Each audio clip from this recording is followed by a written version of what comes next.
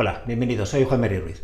Hoy en Novoy Academy vamos a hacer una serie de estiramientos. Unos estiramientos que nos van a venir muy bien para calentar antes de coger el oboe, o también para esos momentos que nos encontramos tensos, bien porque estamos nerviosos o porque nos hemos sobrecargado tocando demasiado. Son muy simples, tienes que hacerlos con precaución, como cualquier tipo de ejercicio físico y de estiramiento, hasta que notéis que el movimiento que yo os describo lo estés controlando, que lo sentís bien, pero nunca sobrepasando un umbral que os empiece a molestar, que cause dolor. Tenéis que tener mucho cuidado de eso. Bien, hoy dedicaremos el vídeo a estirar el cuello. Y vamos a hacer tres tipos de movimiento. El primero, partiendo de una posición centrada, lo único que voy a hacer es bajar la cabeza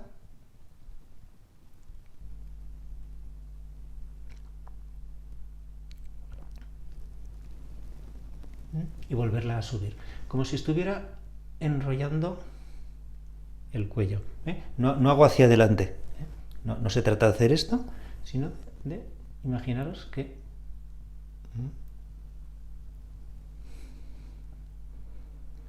hasta que estoy en una postura cómoda, sin forzar, por supuesto, y vuelvo arriba.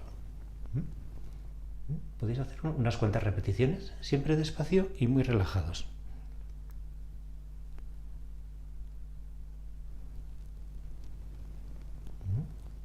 Podéis hacer unas cuantas. Segundo ejercicio, en lugar de hacia adelante y hacia atrás, hacia arriba y hacia abajo, vamos a hacer hacia los lados. También, como os he dicho antes, hasta que notéis que hacéis el gesto, que hay un mínimo de resistencia, pero nunca dolor, importantísimo eso. Seguimos el movimiento en horizontal, hacia el otro lado. Y permanecemos unos segundos, vuelta al centro. Vuelta a la derecha. Sí que es conveniente estar 3-4 segundos. Volver. Y al otro. Siempre muy suave.